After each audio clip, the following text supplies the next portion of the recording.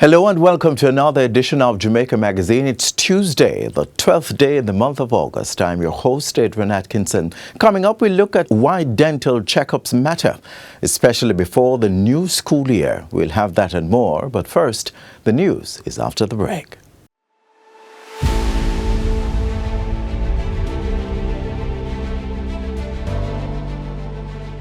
We are not entitled to not even tomorrow. But we got to make the most of today. And we do so by understanding that as Jamaicans, our spirit must be a spirit of unity, a spirit of purpose, and a spirit of gratitude, where we appreciate what is taking place, and we also appreciate that it never took place before. So even though we are stressed, we are blessed.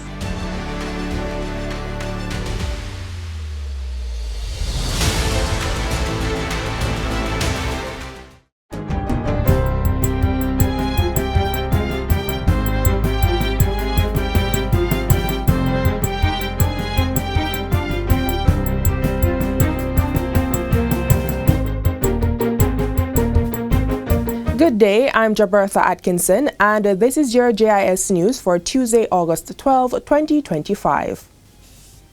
Prime Minister Dr. Andrew Holness has credited government policy for the $700 million investment in the Moon Palace Grand Resort in St. James. Speaking at the groundbreaking ceremony on Monday, the Prime Minister said the development was a result of deliberate and targeted action by the government. Dr. Holness emphasized that the 1,200-room resort was being built on 68 acres of land divested by the Urban Development Corporation UDC through a competitive process in keeping with the government's Partnership for Prosperity policy. It didn't happen by chance.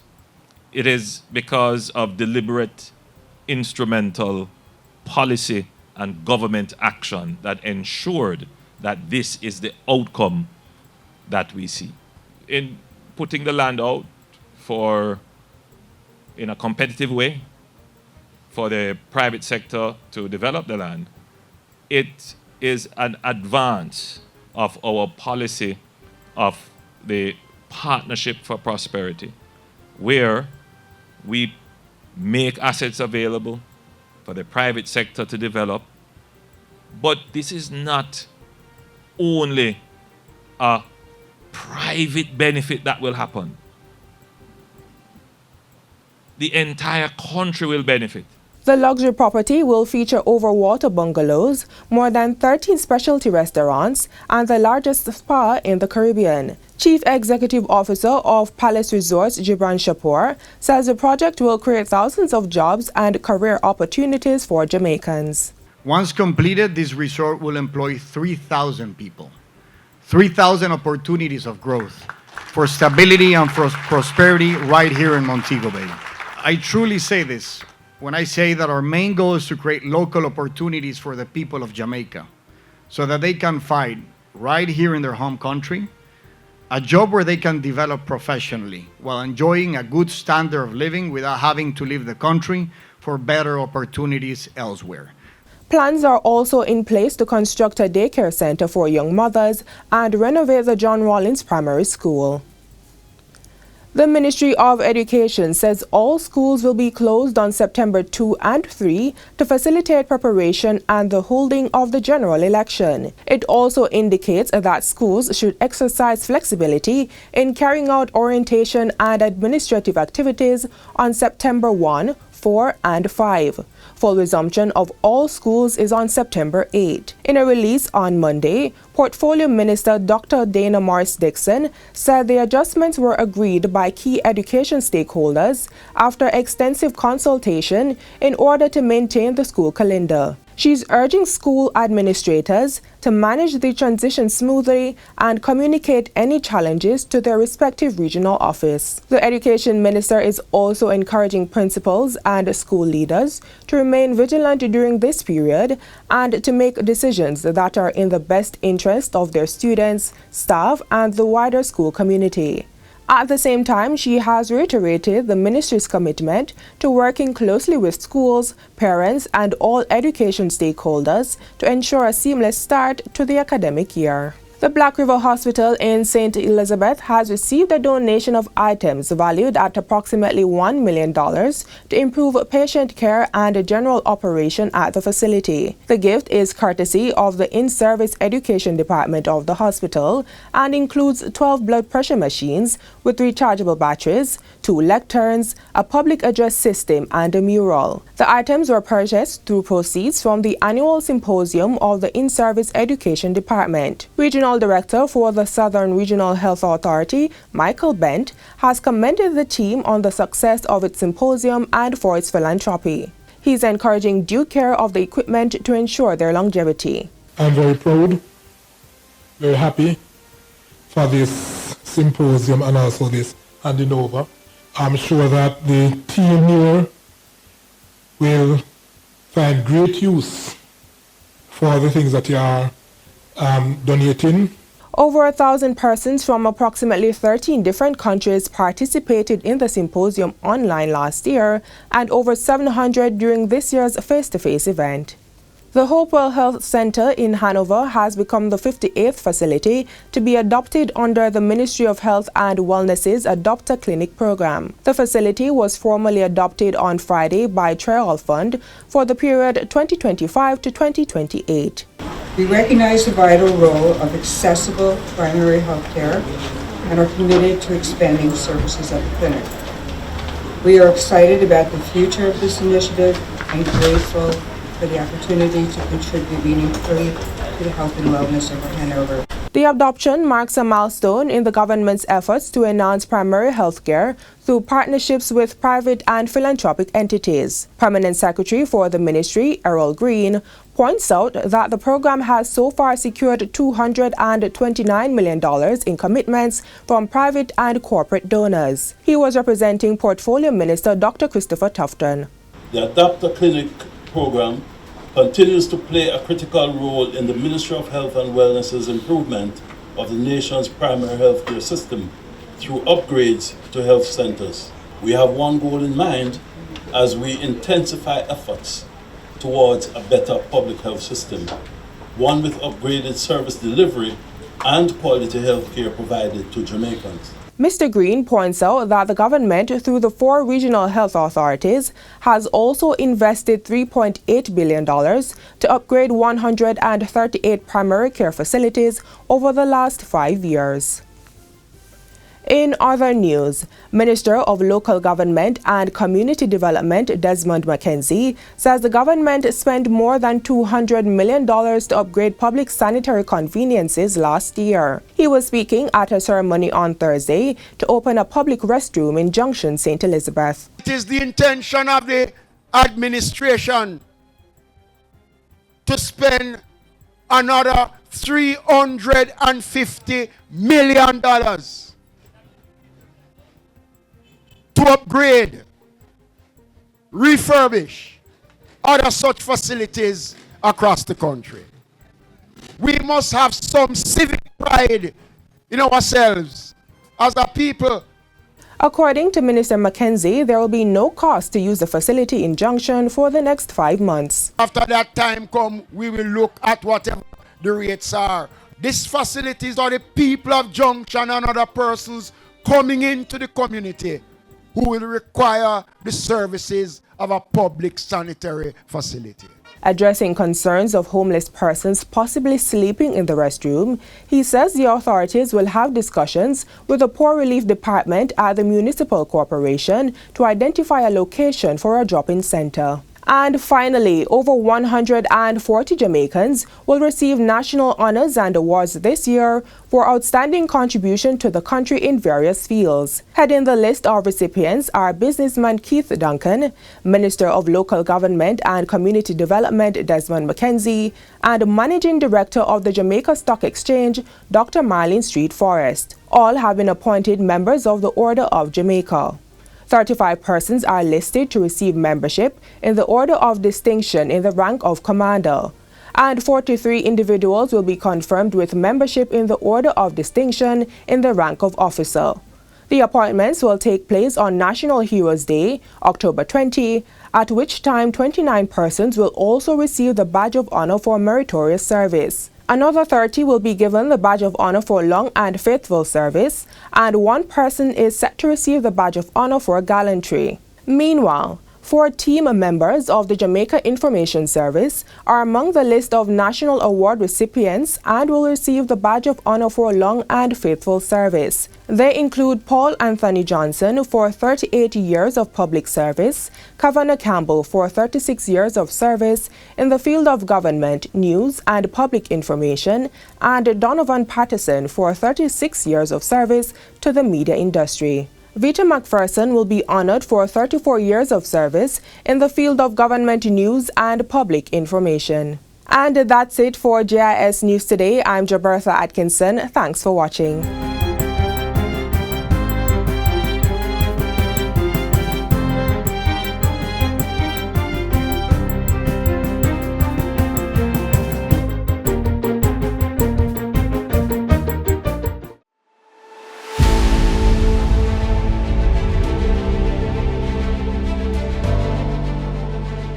We are not entitled to not even tomorrow, but we got to make the most of today.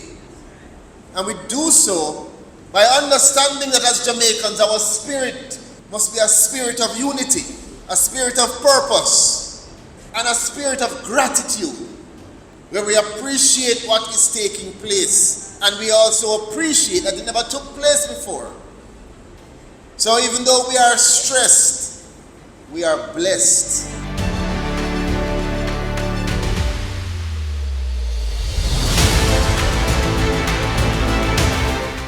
Back to school season is here, and while learning supplies may top your checklist, there's one thing that you don't want to overlook: your child's smiles. Here's why.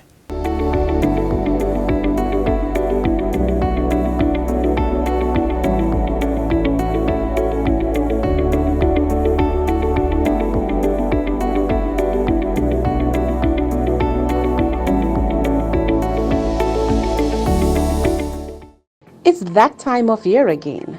It's back to school time, and as your child or children get ready to hit the books, it's the perfect time to schedule their dental appointment. We're joined by Dr. Tanya Perry to tell us why these visits are important. A dental checkup at the end of summer or during the summer holiday is very important.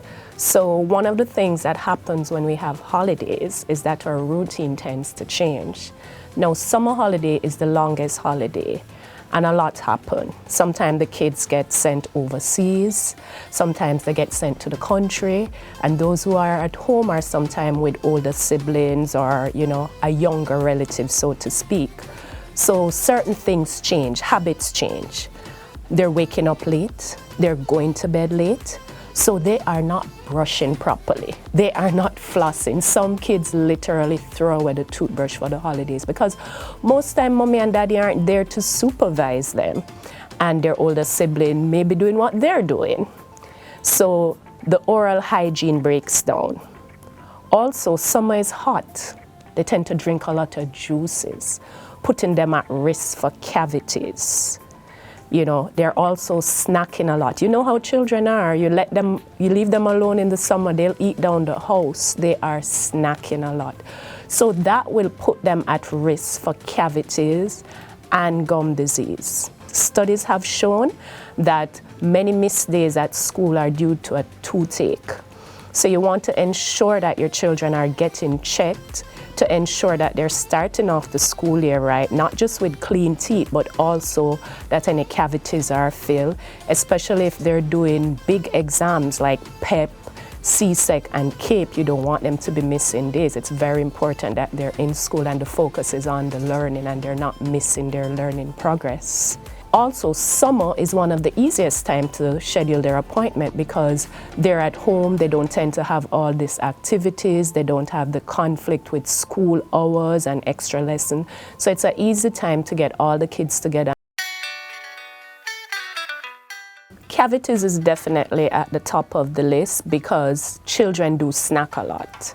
And you will tell them don't eat the sweets. They'll eat it anyway. Children are very creative. A lot of parents would come in and say that they find the sweetie paper in the bed.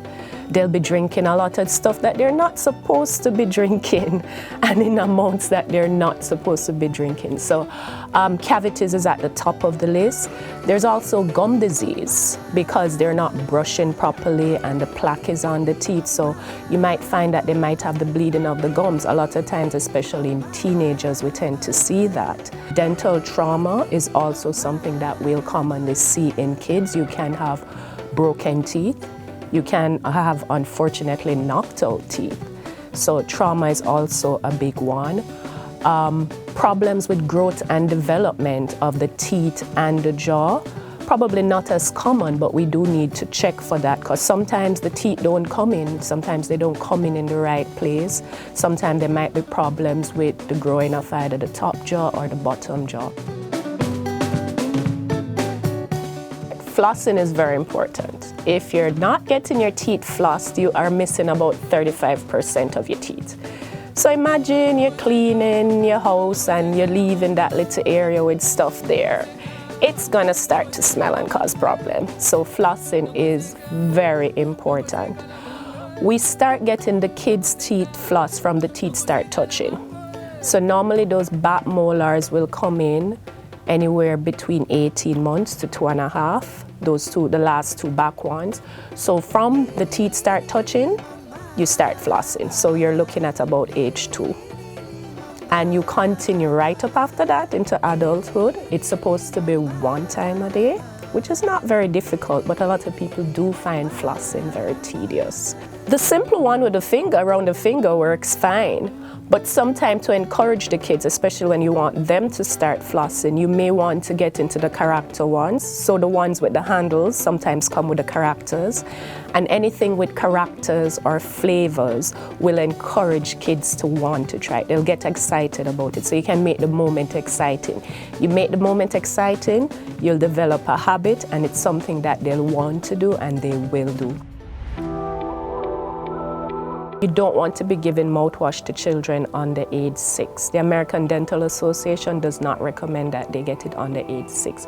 Remember, under age 6, they might end up trying to drink it, they might end up using too much. So it could possibly be harmful for them under age 6. Mouthwash is not necessary for all children, but it can be beneficial for some, especially children who have high risk for cavities. A fluoride mouthwash can be very helpful. I would still recommend that even up to age 12, so between 6 and 12, if you're using a fluoride mouthwash for kids, and I'd recommend that you use one that's specific for kids. So it would be more kid-friendly in terms of the flavor and the colors, that you still supervise them. So don't just leave it and let them, be rinsing them out, because even an 8-year-old might sit down there and rinse out them out the whole time. So you still have to kind of supervise it and let them know we only use this. You cover the bottle, you put it away, we only use it in the morning or in the evening, whatever the recommended timing is for it, it would be on the bottle. So it can be beneficial. Again, in teenagers as well, fluoride mouthwash can be beneficial. Speak with your dentist first to assess the risk for the child and get recommendations. But remember, no mouthwash before age 6. You're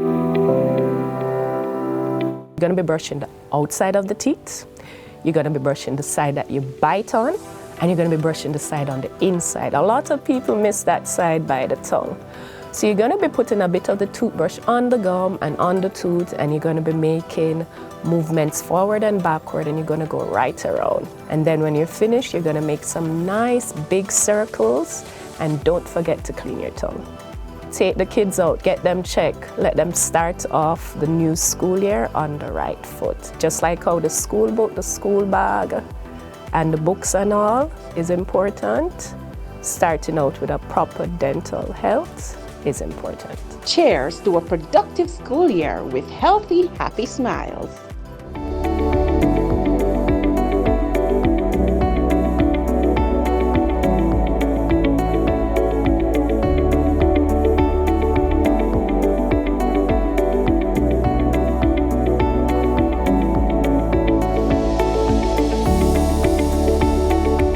This message is brought to you by the Office of the Prime Minister. We are at the best point ever in agriculture in Jamaica. Very soon, we will have more than 50% of our irrigable, arable lands irrigated. I had the great pleasure of breaking ground for the Nedra Plains project. The Essex Valley is underway, almost completed. And all of those projects are bringing more lands under irrigation. The Ministry of Agriculture has moved with great speed and alacrity in bringing lands under their agro-park, under the agro-invest strategy. There are lands available for persons who are interested in investing in agriculture to work on those lands. I had the pleasure of looking at the Parnassus Agro Park with farmers from all over Jamaica, including returning residents, putting in many acres of crops. We are at a good place. We must now expand and invest in our agriculture. This message is brought to you by the Office of the Prime Minister. It's now time for an update from the Office of the Prime Minister, keeping you informed about key events and developments from last week.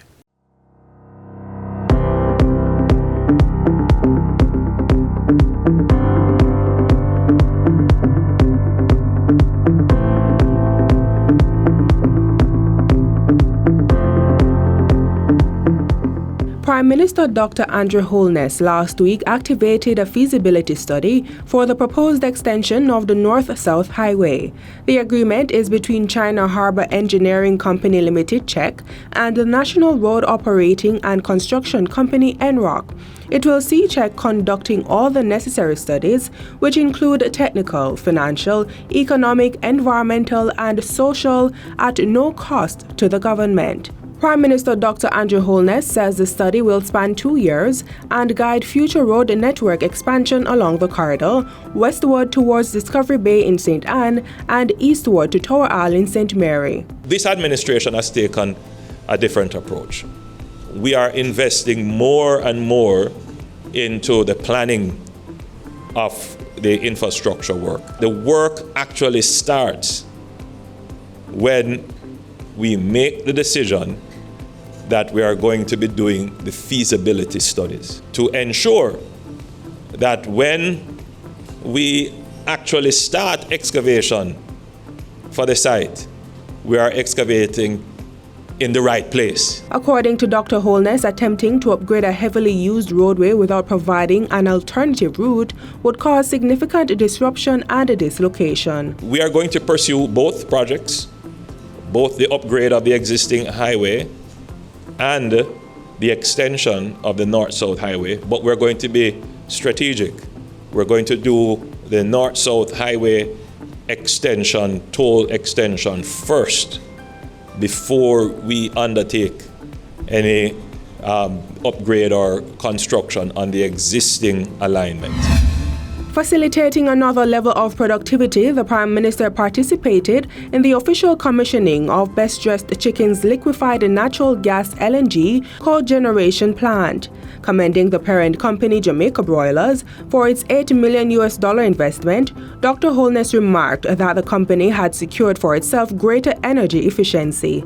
It means that they are far more insulated from the volatility of international shocks in the energy market, which would be chiefly responsible for any unpredictable rise in the price of chicken meat. Prime Minister Holness also reaffirmed the government's commitment to reducing the cost of energy in the country. Moving on to agriculture, Prime Minister Holness made a call for the production of forage to be prioritized to support livestock farmers. Dr. Holness was speaking on the final day of the Denby Agricultural, Industrial and Food Show in Clarendon. He said members of the Small Ruminant Association had identified limited forage, especially hay, as a major challenge. We need to start looking at hay as a crop in and of itself that people will literally go and say, yes, this is what I am planting, because there is demand for it. And there is quite a bit of land there that could very well be brought into forage production very quickly. The Prime Minister also implored the Development Bank of Jamaica to implement a mentorship system using farmers who have benefited from the agency to attract small farmers who are interested in its services. I'm not here telling you to compromise your standards of accountability, but let us find some creative ways of bringing more people into this ecosystem of the business of agriculture. Also coming out of the office of the Prime Minister last week is the call for collective responsibility by all citizens to maintain law and order. As we reflect on 63 years of independence, let us remember, independence is a living responsibility. It must be defended, renewed, and deepened with every generation. Let us recommit ourselves to a culture of excellence, responsibility, and national pride that defined the generation that gave us independence. Dr. Holness was addressing the nation on Independence Day and urged persons to become active and instrumental contributors to nation building. Independence is not a gift. It's a responsibility, a daily discipline. The strength of a nation lies not only in the capabilities of its government, but also in its people to work, build, and yes, to sacrifice for the future of their families and communities.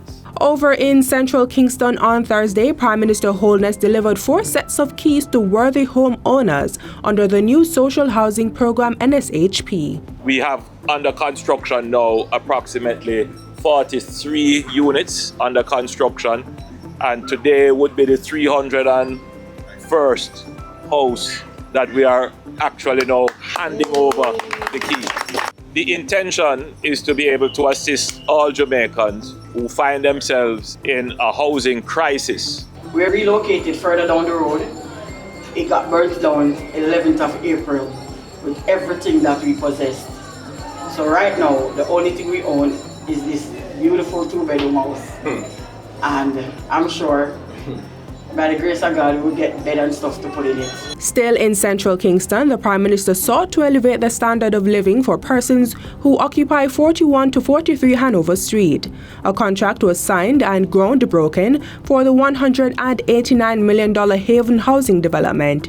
Completion of the multi-family dwelling is projected for August 2026, and it is being constructed under Component 3 of the NSHP. The 18-unit development will comprise a mix of studio apartments as well as 1, 2, and 3-bedroom units. So we're not just coming here to build a house and say, take that.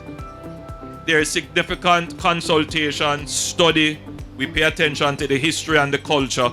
So the building itself will be uplifting, but the people can say, this building means something to me. I will protect it. I will ensure that it is maintained, and ultimately, it will serve the benefit of the people. I speak not only for myself, I can speak for every citizen of Central Kingston to say that we are truly grateful. And finally, Prime Minister Dr. Andrew Holness on the weekend announced September 3 as the date for the general election. Nomination day is August 18. Prime Minister Holness further informed that local government by-elections for 4 divisions would run concurrently with the general election. And that's it for Jamaica House Weekly. Be sure to join us next time for more of the news stories coming out of the office of the Prime Minister.